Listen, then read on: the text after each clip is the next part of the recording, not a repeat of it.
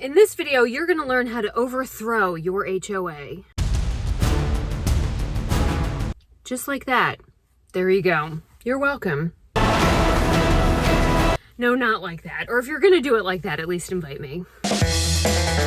No, this is so much worse than that, because at least on the battlefield, there's honor and glory, unlike these scenarios that use little-known loopholes and bizarre legislation instead of a good old-fashioned crossbow. This started in big cities.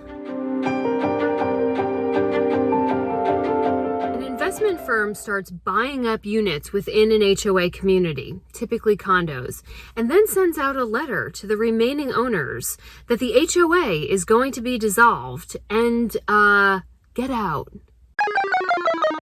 When buying within an HOA community, somewhere in the bylaws or covenants, those exciting documents that no one ever reads, it will say what percentage of ownership is required to basically overthrow the HOA and potentially dissolve it.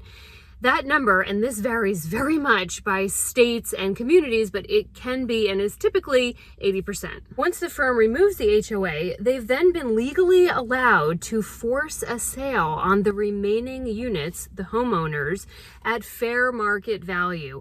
Would you like to guess who gets to hire the appraiser to determine what fair market value is? Well, what if the homeowners refuse? That's easy. You just slam them with special assessments to either force their hand or the pen. Once in charge, the firm then converts the units into apartments, and they now have a profitable apartment building without ever having to build one. What I've learned about buyers is that no buyer wants an HOA, but they do want their neighbors to have one.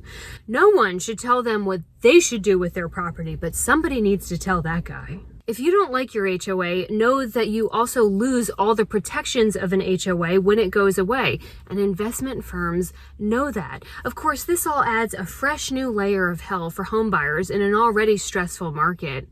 When you make an offer on a condo or somewhere with an HOA, your agent should be calling the HOA in advance and asking the questions we typically ask, like, are there any lawsuits against the HOA? What time does the pickleball court open? What we don't usually ask is anyone staging a coup against your establishment? Moreover, when are most people writing offers? On the weekend, when the HOA companies are not open. So if you are looking at a property that has an HOA, particularly a condo, please start doing your research in advance and make that call to HOA and ask questions about an overthrow, or really, is there someone who has a percentage of ownership that is majority? Who is that? Are there any pending sales if it's the developer? If you live in an HOA, you can make something like this more difficult by adding lease restrictions to your HOA rules.